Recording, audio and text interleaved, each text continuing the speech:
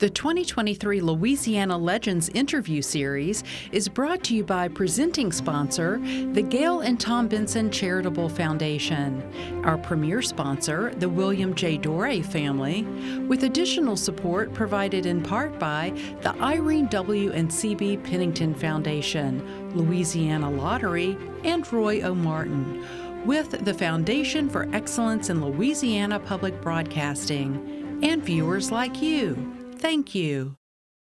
I think that the most outstanding character of Gayle is that she lives her faith, and she is a woman of great faith, and she is a person who integrates her faith in all of her personal life as well as in her business life. She's just a unbelievably kind, gentle, heart of gold, cares about other people, puts other people first. At the same time, she's very hardworking. She's always trying to improve, always talking about how we can get better. She cares deeply about Louisiana, she cares about the region, and she cares about other people.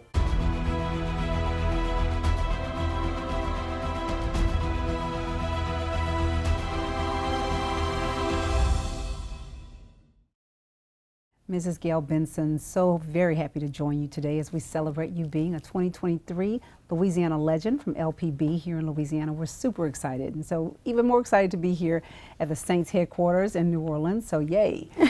Thank you. Definitely. So we're going to jump right in and have a great conversation about your life and your work and all things Gayle Benson.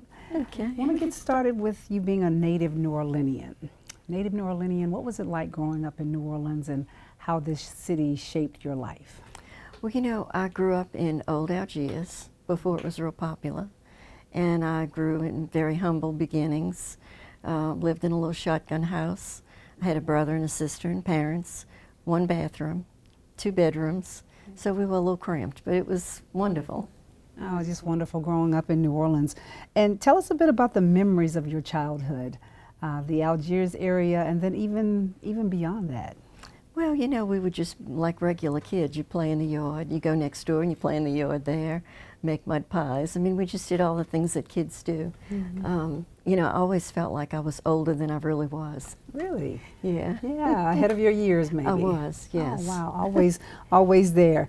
So your parents, talk a bit about the traits and values that they instilled in you that sort of shaped where you are right now. Well, you know, faith was a real important thing in my family. And, you know, going to Mass on Sundays and just being in the community and being with each other.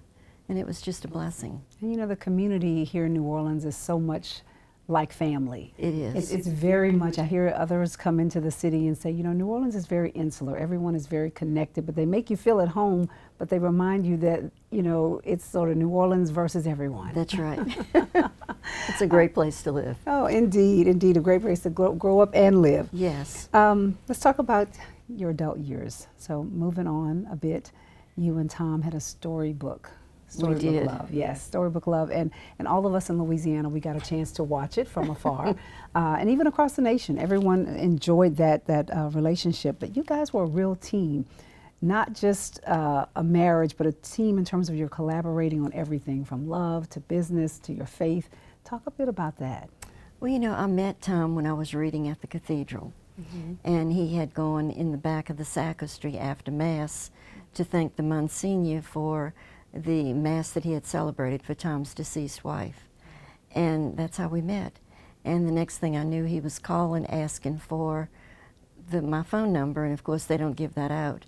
And I finally agreed to go to a game with him, which I had no clue what that was. Really? And so I went thinking that I'd get lost in the crowd, and he made sure I sat right next to him. Yeah, and so it began. So 4 months later, he asked me to marry him. Wow. It was quick.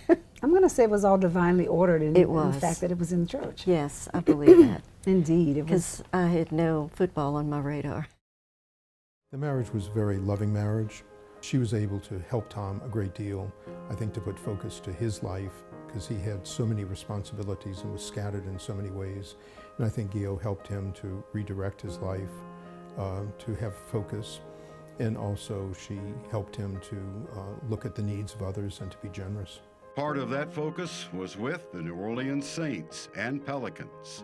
With Gayle at the helm alongside Tom, the Saints reached new heights, featuring 10 winning seasons, 9 playoff berths, 7 division titles, 3 NFC championship appearances, and the Super Bowl 44 title. The Saints and the Pelicans here, because you guys have both, and they are so much a part of this city, not just your average sports teams, I would say, or your professional teams, but they're a part of the fabric and culture of New Orleans. Speak on that a bit. Well, you know, I just feel like we don't have many things in this city, and we don't have that many people. But the people that we have are so passionate about both of those teams. And I just think it's so important to be here in New Orleans. I mean, I can't imagine New Orleans without a football or a basketball team. You just read my mind. I was thinking that. I said, you know, I cannot imagine this city not having the teams, and there's so much love around them. It's just incredible. I mean, the fans just go crazy. They love it. I mean, they can't get enough of it, which is wonderful. I'm so happy. And I mean, it's a blessing. And it spreads all across the state, and even through the Gulf South. It does. I would add. So it's not just Louisiana. We've got Mississippi and Alabama, those southern areas. They don't have teams, so they really embrace. And when I travel, I see, even not in these little areas here, and when I travel, I'll see someone with a jersey or, you know, a helmet or a hat. And I'm like, gee whiz, they live all the way out here, and they've got New York, wherever I go. I Very committed. Yes, they are. Yes, we've got some folks that are from Louisiana who live in other places now, and they definitely still travel and support the team. They do. And let the team come to their area. Yes. It's really going to be, it's really going to be something special for the entire weekend. So the Saints love, maybe we can call that the Saints Nation or something, because they're indeed everywhere. In fact, I came up one year for the Super Bowl when the Saints were going to the Super Bowl, and the national audience was deciding on one of those network shows, saying, you know, who are we going to pull for? And one of the reporters said, I'm pulling for New Orleans because they're going to have the better after party if they win. So I said, okay, that's a good enough reason. We'll go with that. I tell you, how do you manage the role of the business of the Saints and the Pelicans and the business of what you do with the culture of New Orleans? How are you balancing those things? I had an interior design business for 30 years before I met my husband. And I had that business when I met him. And you know, I've always been in business. I feel like I've been in business my whole life. Yes. You know, I never worked for another company, another design company. I just opened my own business. And, you know, I've taken a lot of the information that I learned from having my own business, and I bring it here. Many of the things that I did then, I'm doing now. You know, for example, writing notes, sending people newspaper articles. I did that for years. I mean, that's not something that I just started doing. And people respond to that. Oh, absolutely. That's just the graciousness of the work that you do, that thoughtfulness, that extra added layer, I think, that really speaks to bridging the business with the culture. And I just think it's so important, you know, to write notes and thank people and make phone calls and answer every email and answer every text message. It's taxing. I mean, it's a lot of work. Sometimes at night I'm in bed. And you're still up doing it. Yeah, I get it. Just to make sure you get it all in. But that is a great way to stay connected with the customers, with the community, with everyone that really makes up New Orleans and the broader fan base. I think in terms of success, she not only is very talented and very intelligent, but she also works with a team of people, and she values teamwork, she values collaboration, and she listens to people, and then she makes decisions based on what she believes is right and what she believes is according to God's will. As a longtime member of the New Orleans Catholic community, Gayle has worked for years with the Archdiocese of New Orleans to deliver health and human services to Louisianans struggling across 8 Southeast Louisiana parishes, as well as eradicate food insecurity throughout the state. She has a great sense of generosity. Whenever she sees an event or a project that is worthwhile, she does what she can. I want to ask a bit about your philanthropy, because that's very important to you. And philanthropy has played a really big part in your life and even in your late husband's life and the work that you all are doing. Can you share a bit about some of the projects or causes that have Well, really moved you? I really feel like you can't take it with you. And if you try to keep it all to yourself, you become a miserable person. And, I started this project with the St. Louis Cathedral. And we raised money to renovate it. And it's taken a lot of effort to do it, but I feel like it's worth everything that we're doing to put into it. It's a beautiful building, needs a lot of work, and I just felt like, well, I'll take care of it. You'll take it on. Yeah. And you have taken on some really big projects. I have, and it's really very humbling and very rewarding because I mentioned it like within my organization and everybody just jumped on.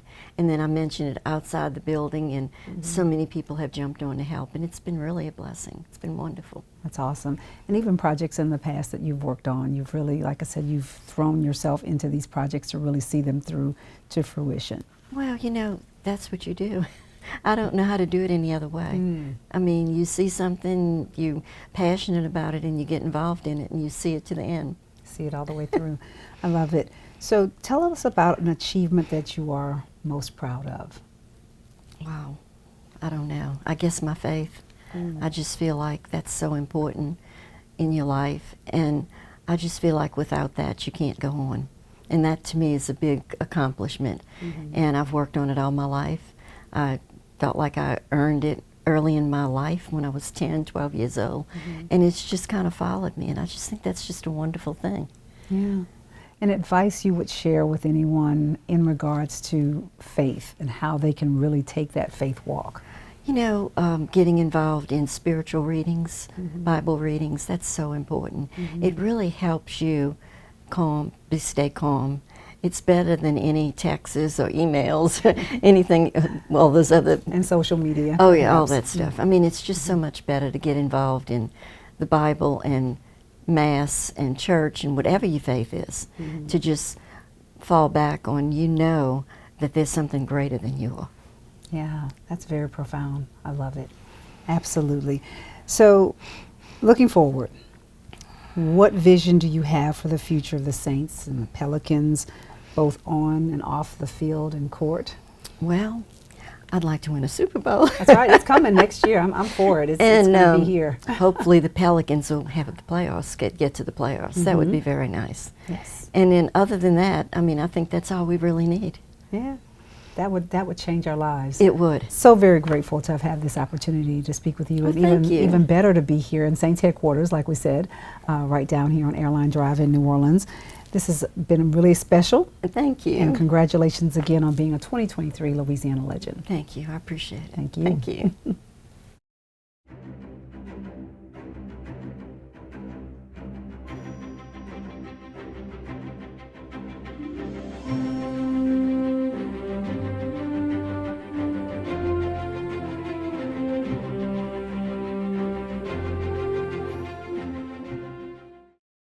The 2023 Louisiana Legends interview series is brought to you by presenting sponsor, the Gayle and Tom Benson Charitable Foundation, our premier sponsor, the William J. Doré family, with additional support provided in part by the Irene W. and C.B. Pennington Foundation, Louisiana Lottery, and Roy O. Martin, with the Foundation for Excellence in Louisiana Public Broadcasting, and viewers like you. Thank you.